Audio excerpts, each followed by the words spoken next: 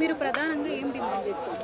ప్రధానంగా డిమాండ్ చేసేది ఏంటంటే రెడ్ అంబులెన్స్ సంస్థ ఇక్కడికి వెళ్ళి తెలంగాణకి వెళ్ళి నశించిపోతే మేము మా మా యొక్క ఉపాధిని మేము మళ్ళీ కోల్పోకుండా ఉంటామని చెప్పేసి మా ప్రధానంగా ప్రభుత్వం కోరేది ఒకటే, రెడ్ అంబులెన్స్ సంస్థను ఇక్కడ బ్యాన్ చేయాలి.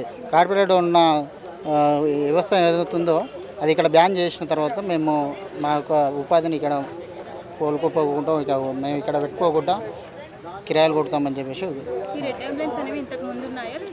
2014 నుంచి వచ్చిందండి.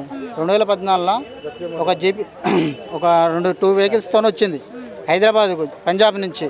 Punjab CEO Pradeep Singh, Singapore head office red ambulance అనేది చైనా నుంచి డొనేషన్ వస్తున్నాయి. ఇక్కడ డొనేషన్తో ఇక్కడ వెహికల్స్ కొంటుండో వెహికల్స్ ఇక్కడ హైదరాబాద్లో ఒక 300 నుంచి 400 లోపు ఉంటాయి.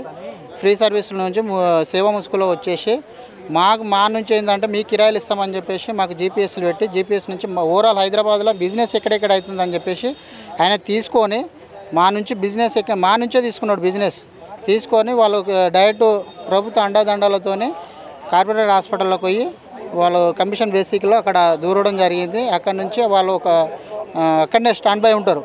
అక్కడ వెహికల్స్ పెట్టుకొని మేము ఇంతమందికి అక్కడ ఉండి మేము కమిషన్ ఇచ్చేవాళ్ళం కాదు. కాకపోతే ఎవరికైనా ఫ్రీ సర్వీస్ కానీ లేకపోతే హాస్పిటల్కి ఏదైనా ఇప్పుడు సర్వీసులు ఇచ్చేసేది.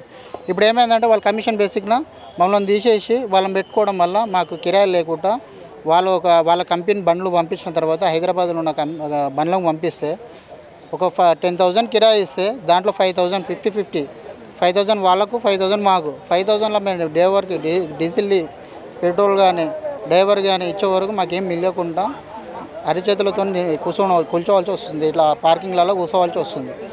మేము కిరాయిల కోసం ఎవరికి మేము హైదరాబాద్లో ఉన్న వాళ్ళని కొట్టుకోవాల్సి వస్తుంది ఒక కంపెనీ వల్ల. ఈ కంపెనీ పోవడం వల్ల మాకు ఇక్కడ ఇలాంటివి ఏం కొట్లాట ఉండకుండా మాకు న్యాయంగా ఉంటుందని చెప్పేసి కోరుతున్నాం.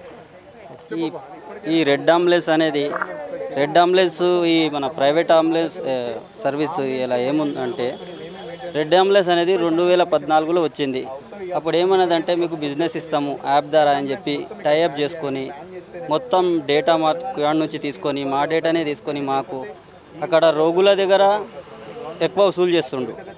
అందులో 30-40% మా దగ్గర వసూలు చేస్తున్నాడు.